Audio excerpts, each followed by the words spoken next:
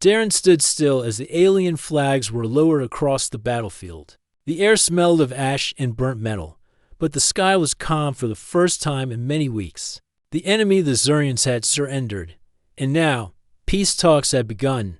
Darren wasn't a famous general or high-ranking officer. He was just a soldier. But his actions in the final days of the war had saved thousands of lives, both human and alien. He had stopped the deadly bioweapon from being released by destroying the chamber and sealing it off, even while others ran. That moment changed everything. Now, he was being called forward. The Zurian leaders stood in long robes, their blue and silver skin glinting under the sun, tall, thin, and serious-looking. They watched as Darren walked across the stone platform in the middle of the alien capital. Human and alien soldiers stood around, watching silently. An alien elder raised his hand. "Human soldier," he said in a deep voice, "you saved many lives, even those not of your own kind. We honor bravery, and bravery must be rewarded." Darren nodded politely. He didn't come for rewards. He only wanted to go home. The elder turned, and two Zurian guards stepped forward. Between them stood a girl. She was young, probably his age. She had soft silver-blue skin, long dark hair tied behind her, and glowing eyes like stars trapped in glass. She wore a simple white robe and a thin silver collar around her neck. Her wrists were bound gently by glowing threads of light. She kept her head down and did not speak. "This is Rena," the elder said. "She's yours now. A gift from our people, a token of peace and honor." Darren's heart sank. A slave? He looked at her in shock. The humans had banned slavery long ago. It was one of their strongest laws, even during the war. Human soldiers had refused to take prisoners as slaves. Darren opened his mouth to speak, but before he could, the girl looked up. She stared straight into his eyes. Then, softly, so that no one else could hear, she whispered just for words, "I chose you." Darren blinked. He stared at her, but she had already looked back down. Her hands trembled slightly. The guards led her forward, and the ceremony continued. Darren barely heard the rest. His mind was racing. How did she know his name? Why? Did she say she chose him? Was this some kind of trick? Later that night, in a quiet chamber provided to him in the city's guest quarters, Darren sat on the edge of a bed while Rena stood quietly by the wall. She hadn't spoken again. Darren finally stood and walked toward her. "I don't know what's going on," he said, "but I don't want a slave. That's not how we do things. I'm going to try and remove that collar." He reached for the thin metal ring around her neck. As soon as his fingers touched it, a pulse of energy shot through his hand, burning it slightly. He jumped back. Rena looked up, concerned. She stepped forward. "You can't remove it," she said softly. "Not yet. It's locked by blood." "Blood?" Darren asked, still rubbing his hand. "My people's technology. It responds to DNA. Only certain bloodlines can control it." "Then how do I free you?" he asked. She gave him a faint smile. "You already have. You just don't see it yet." That confused him even more. He walked over to a small table and poured 2 cups of water. He handed one to her. "Why did you say you chose me?" he asked. Rena took the cup but didn't drink. She stared into it for a long time before speaking. "There's something happening that you don't know," she said. "The war is over, but the real danger hasn't passed. The council, the elders, the leaders, they only made peace on the surface. But inside, they're still hiding secrets, terrible ones." "What kind of secrets?" Darren asked. "They gave me to you not just as a gift but as a watcher, a way to keep an eye on you, on all humans. They don't trust you, and you went along with it." "I volunteered." Darren frowned. "Why would you do that?" Rena looked at him. Her eyes filled with something strange. "Not fear, not sadness, something deeper. Because I saw what you did. You saved everyone, even the Zurians who tried to kill you. You had the chance to run, but you didn't. You stayed behind to stop the weapon. You're the only one I trust." He felt a strange weight settle in his chest. "I'm not a hero," he said quietly. "I was just doing what felt right. That's exactly why I chose you. There was silence between them. Outside, the alien city buzzed with quiet light and humming towers. Distant music drifted in the air. Darren looked out the window. So what now? Rena stepped beside him. They watch us, she said. Through the gifts, through me. But I'm not just a gift. I'm a message, a key. And if we don't move soon, they'll come for both of us. Before Darren could ask what she meant, the lights flickered. A shadow moved across the window. Rena whispered, "They've already started." Darren moved quickly toward the window. The shadow had disappeared, but his instincts told him they weren't alone. He turned back to Rena. "Who was that?" "I don't know," she said softly. "But they've been watching us since the ceremony, probably longer." Darren pulled the curtains shut and grabbed his gear bag from under the bed. He still had his pulse pistol, though it was nearly out of charge. His human communicator didn't work well in the alien city. He glanced at Rena, who stood calm, like she expected this. "You said they were watching through the gifts. Does that mean you're bugged?" he asked. "No," she said, "not me. But they never expected me to speak freely. They don't know I'm not loyal to them anymore." Darren paused.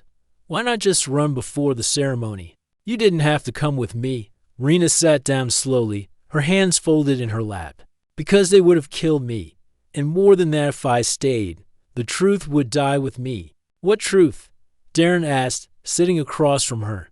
She looked into his eyes, serious and steady. "I'm not just any girl, Darren. I'm part of a bloodline they thought they erased. My parents were once leaders of a quiet resistance against the warlords. They believed in peace long before humans ever arrived.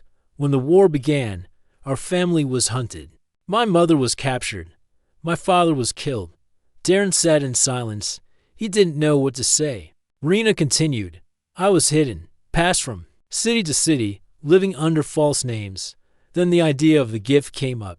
The warlords chose girls from the conquered clans to send to humans. But I stepped forward.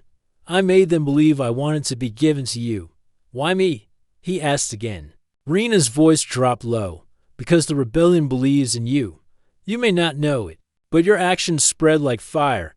You refused to take prisoners. You saved even enemy medics. You risked your life to stop the bioweapon.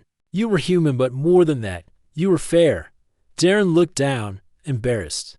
"I didn't do it to be noticed. I just didn't want anyone else to die. That's why I chose you." A small silence filled the room. Then, a soft click echoed near the door. Darren's head snapped up. "Get down." He grabbed Rena and pulled her behind the bed just as the door exploded inward. The masked figures stormed in, weapons drawn, black armor glowing faintly in the dark. Darren fired one shot. It hit the wall and sparked. He was out of charge. The attackers moved fast, but Rena moved faster. She leapt forward, flipping over the bed in one smooth motion. Her hands, once bound by light threads, glowed with a faint blue energy. She struck one of the attackers in the chest with her palm. A wave of force sent him crashing into the wall. The second attacker aimed at her, but Darren tackled him from the side. The weapon dropped, and they wrestled on the floor. Rena grabbed the fallen weapon and aimed. One pulse shot hit the attacker in the leg. He screamed and fell. Silence returned. Darren stood, breathing hard. "You can fight." "I had to survive," she said. He stared at her glowing hands. "What was that?" "My blood," she said. "Some of us, we're born different. My family carries old energy. It's rare now. That's why they fear us." They searched the attackers and found a small tracking device. It had a blinking red light, still active. "They know we're here," Darren said. "We have to go." Rena nodded. "There's a safe place, outside the city, in the old ruins. The rebellion left something there, something we need." Darren didn't hesitate. He packed quickly, grabbed supplies, and handed Rena a thick coat. "We'll leave through the back alleys," he said. "Do you know the way?" "I do." The night air was cold as they moved through the quiet streets of the alien city. Towers rose high above them, humming with power. Neon lights flickered on the sides of buildings, but the shadows between them were deep and filled with danger.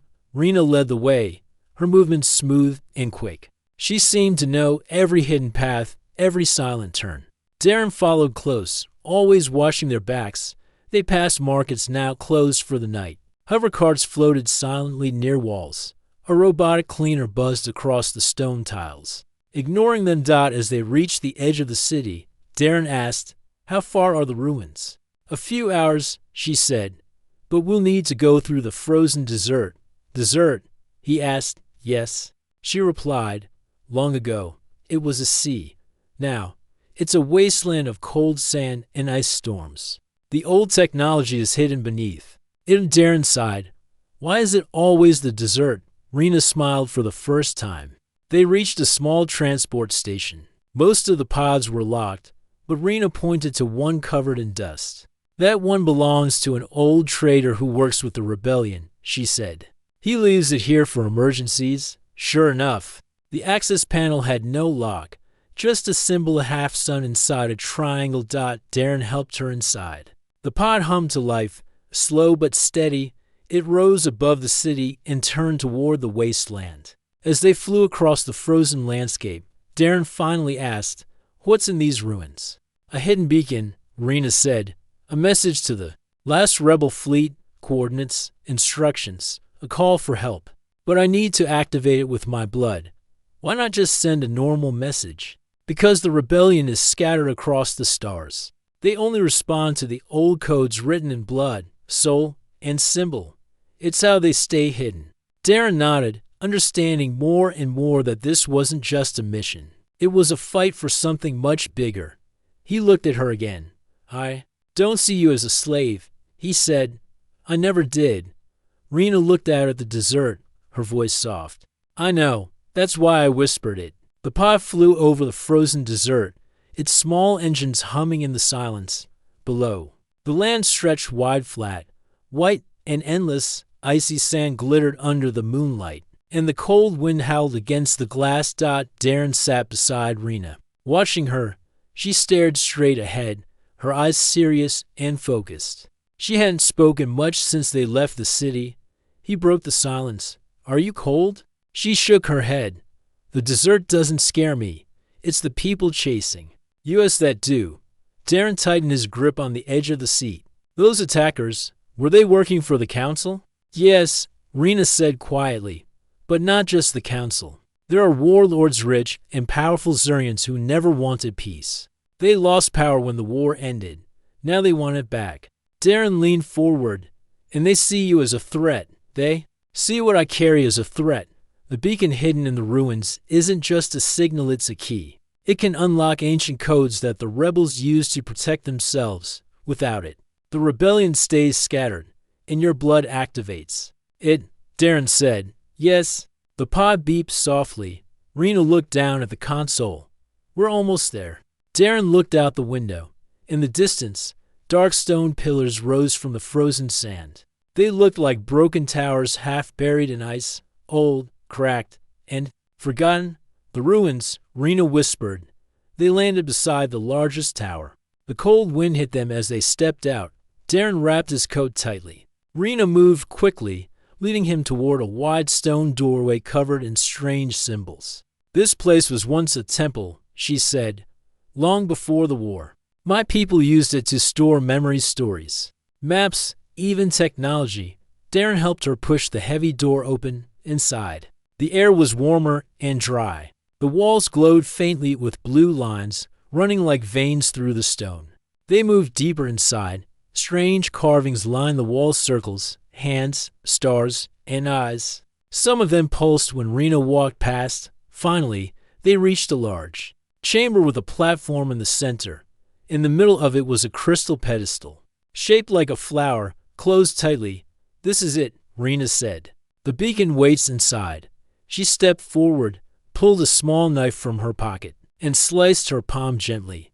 Blue blood flowed from her hand. The pedestal opened. Light burst from it, bright and warm. The carvings on the walls lit up one by one. The room began to hum with power.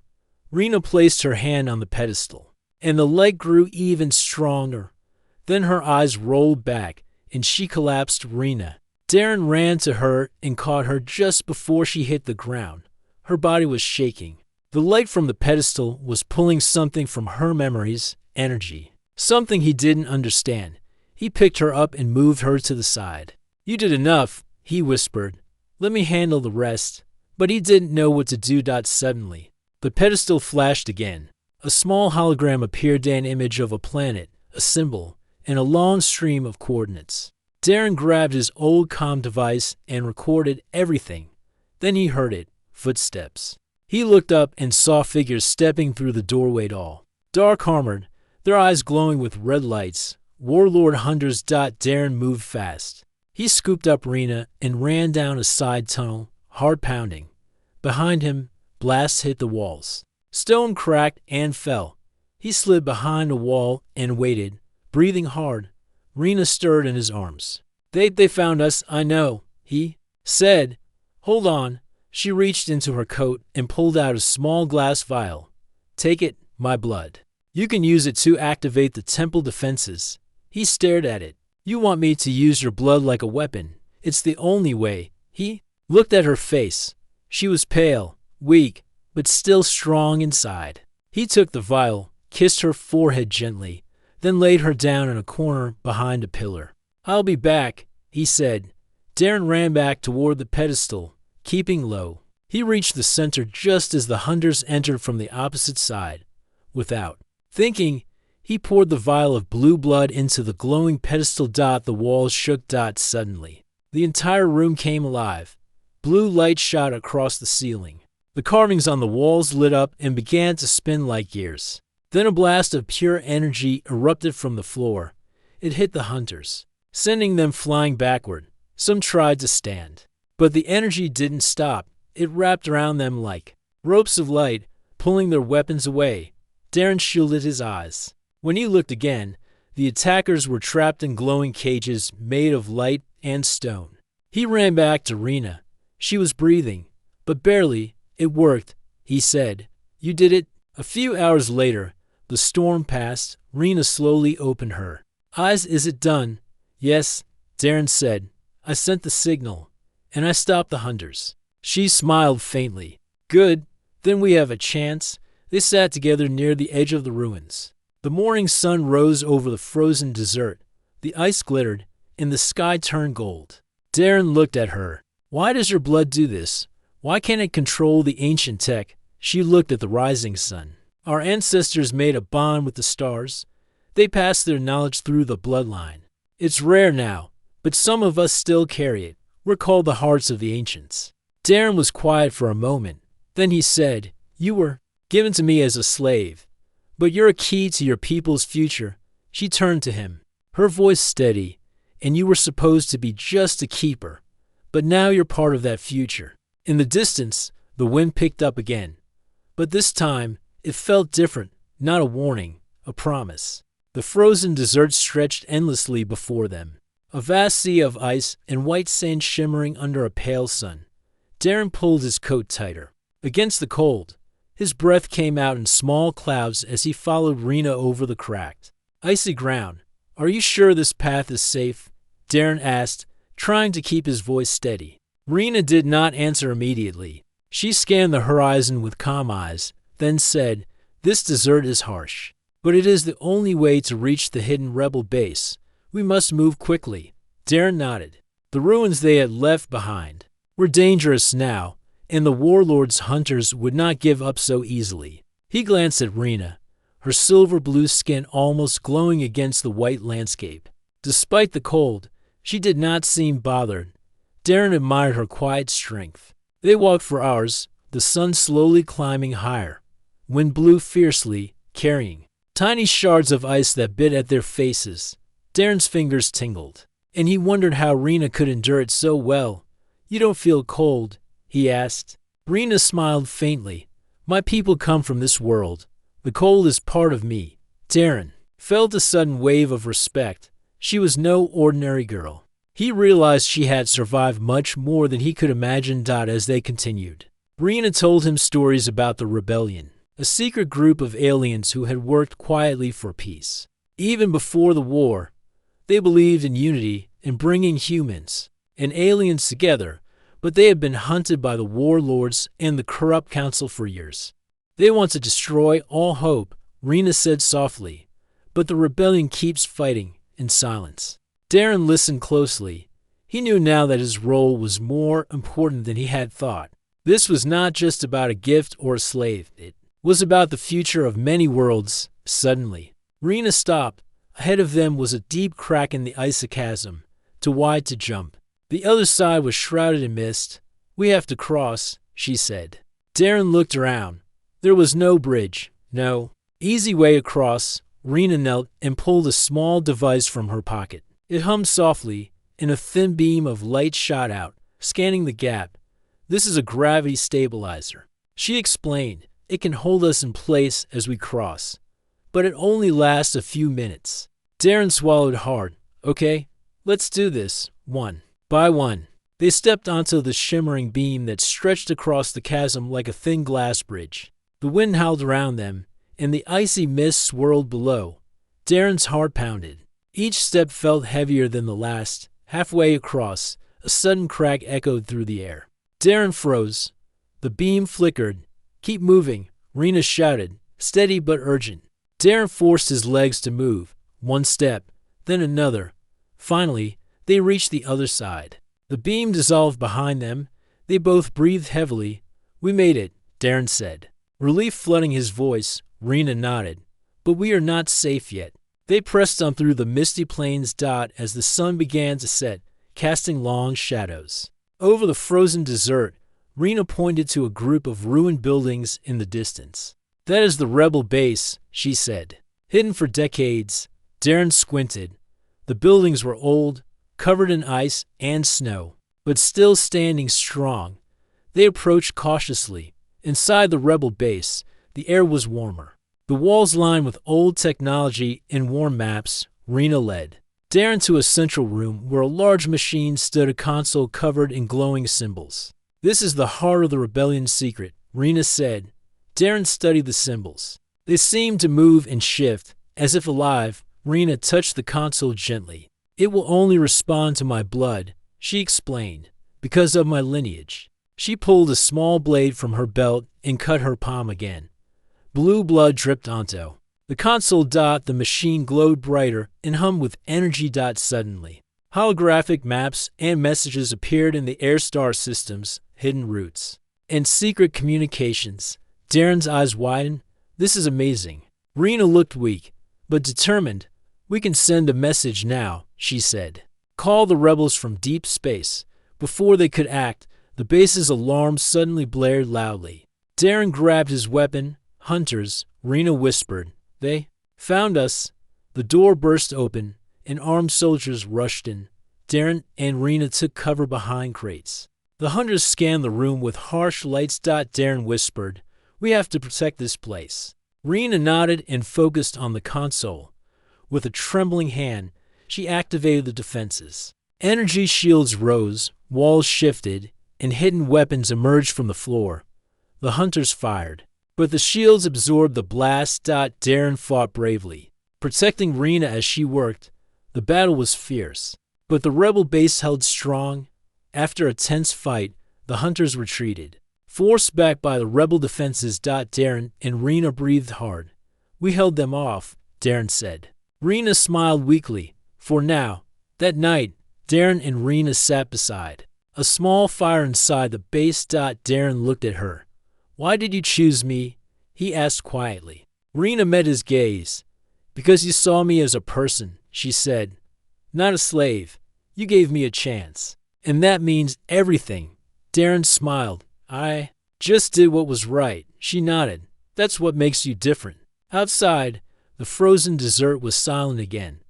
But Darren knew their journey was far from over. Together, they prepared for what lay ahead, a fight not just for survival, but for freedom. The rebel base was quiet now, but the air was thick with tension. Darren and Rena sat together, trying to catch their breath after the fierce battle with the warlord hunters. Outside, the frozen desert stretched endlessly, cold and silent. Rena's face was pale, but her eyes burned with determination. We can't stay here much longer, she said softly. They'll come back, and next time, with more soldiers. Darren nodded. What do we do? She looked down at her hands. There's one last thing we can try. The base is weapons, ancient ones powered by my blood. They are hidden deep in the temple beneath us. Darren frowned. Why didn't you use them before? Rena's voice was quiet. Because I can't activate them fully, only with the true blood bond, and that means risking myself. Darren looked at her carefully. What does that mean? She swallowed hard. If I use my blood to unlock their power, it could drain me completely. I might not survive. Darren's heart tightened. Is there another way? No, Rena said. The hunters are coming back. We have to prepare. They moved deeper into the temple. The air grew warmer as they descended through dark halls, lit by soft blue lights at the end of a long corridor. They reached a large chamber filled with strange weapons and devices. Some looked like swords glowing with light, others were guns that hummed with power. Rena walked to a pedestal in the center. This is the HFY cannon, she said. It can destroy entire enemy ships if activated. She placed her hand on the weapon. It pulsed faintly. Try it, Darren said, reaching to touch it. Suddenly, a wave of energy pushed his hand back. The weapon responds only to my blood, Rena said. She pulled a small blade from her belt and carefully cut her finger. Blue blood dripped onto the weapon. The HFY cannon lit up, glowing brighter. Darren smiled. It's working. Rena winced. It will take more blood to fire it. I can't do this alone. Darren looked at her with new respect. I'll help you, he said firmly. She shook her head. No, this bond is stronger with my blood alone. Darren hesitated, but then nodded. Back at the base entrance, the sound of heavy engines echoed through the cold air. They're coming, Rena said. More than before. Darren helped her back up the stairs and prepared for the fight. The warlord hunters arrived in large hover vehicles, shining with weapons and armor. Darren and Rena took cover behind barricades. The battle was fierce. Blasts of energy and gunfire lit up the dark. Darren fired his pistol, taking down enemies quickly. Rena focused on the HFY cannon controls. She pressed a series of buttons, and the weapon began to hum louder. Her strength was fading. Darren noticed her shaking and rushed to her side. You need to rest, he said, holding her steady. No, she said, gasping. I must finish. The hunters closed in. Rena's voice dropped to a whisper. Darren, I'm going to fire the cannon. He looked at her, fear in his eyes. Will you? Be okay. She smiled weakly. I will be fine. This is for everyone. She placed her hands on the controls.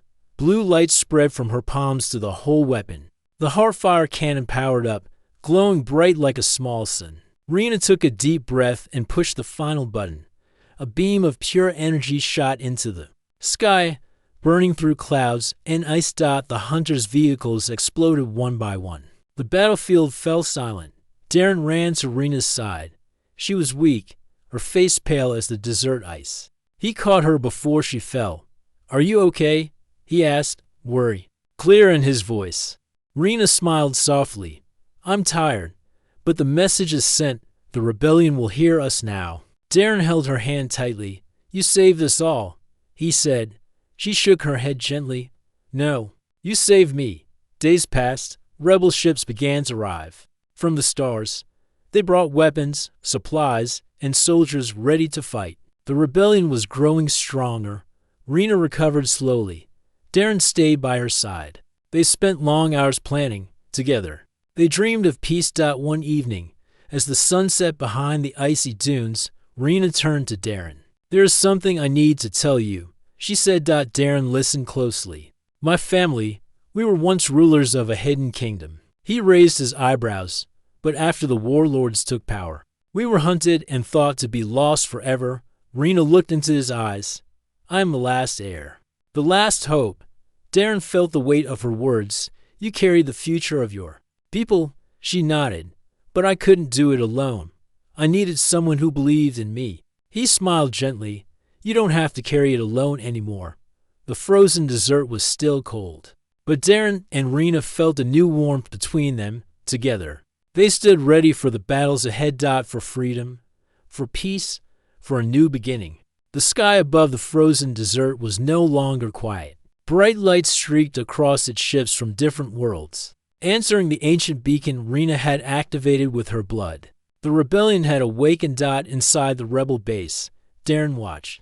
As the new arrivals landed, he stood with Rena, who was still recovering but growing stronger with each passing day. One ship was larger than the others. Its side was marked with a symbol Darren didn't recognize, a flame wrapped in a star.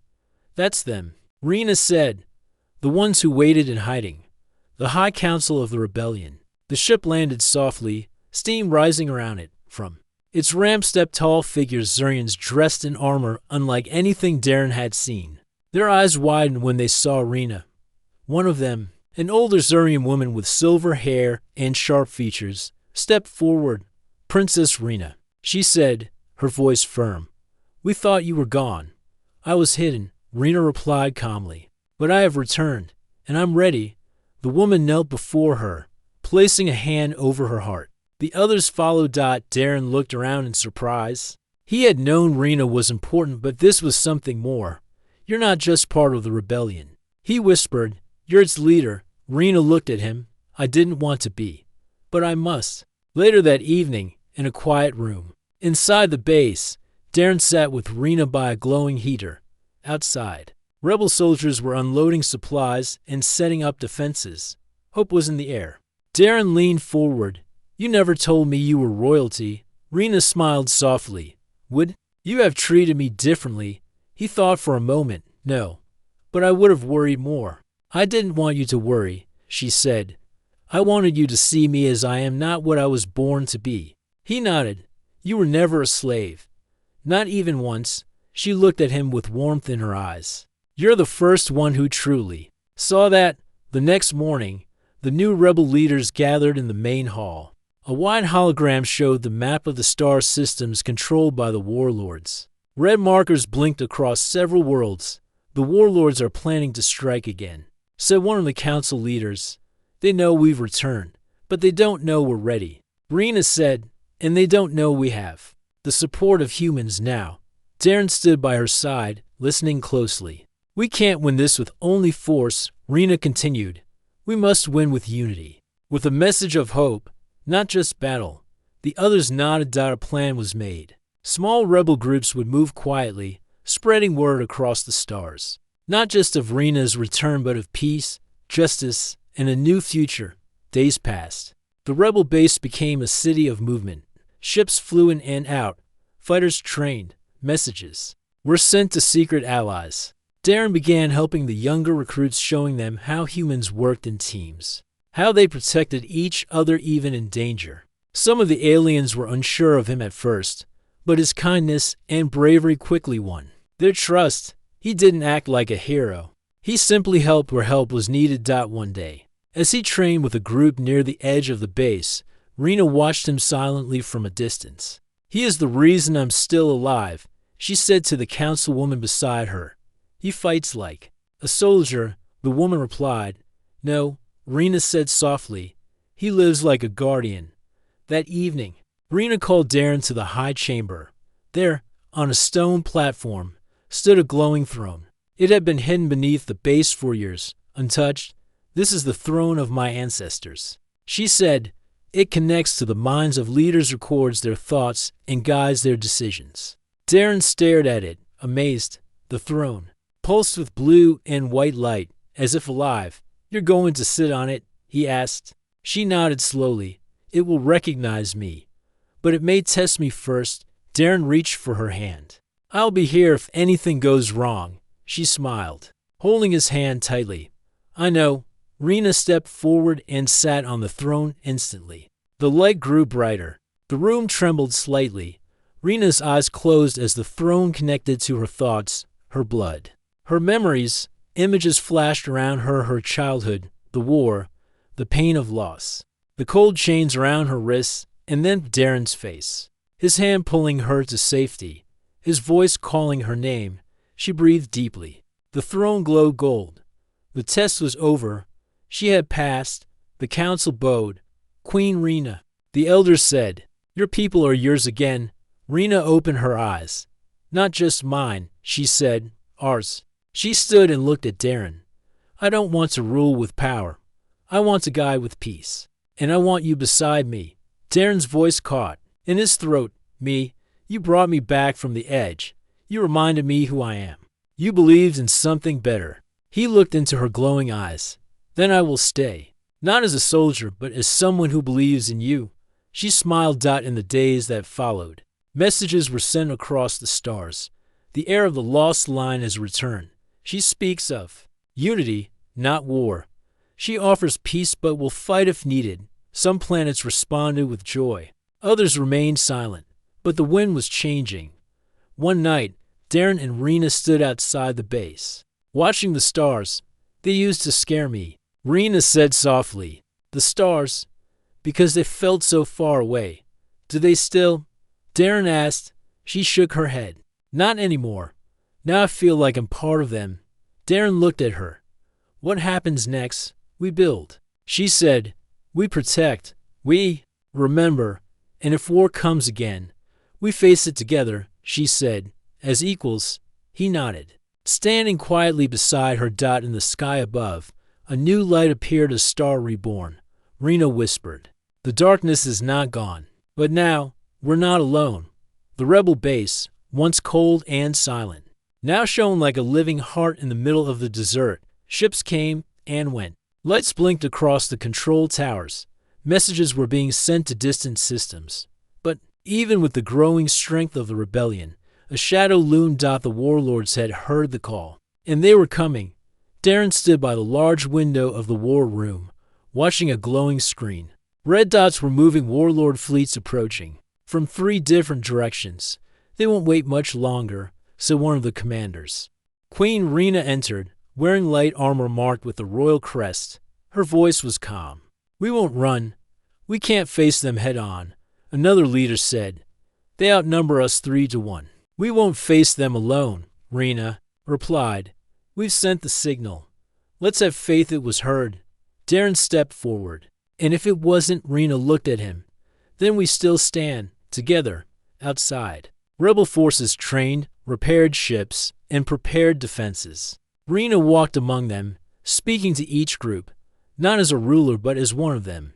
Darren joined the fighters, showing them Earth-style tactics: quick movement, cover fire, ambush lines. Though tired, he kept pushing, knowing the day would come soon. At night, he and Rena sat under the stars. The cold air surrounded them, but her presence warmed him.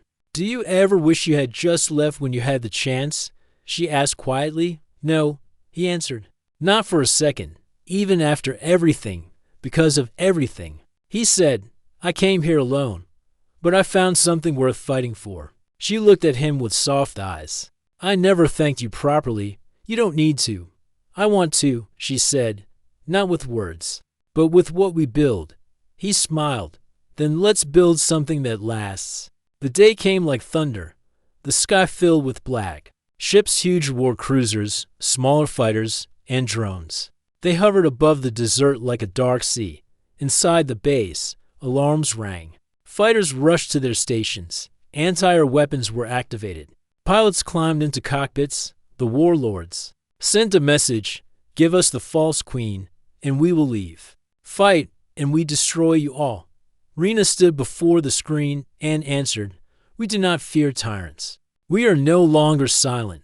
We are no longer chained. She turned to her people. Today we face what they always wanted us to fear. But fear dies today, and freedom begins.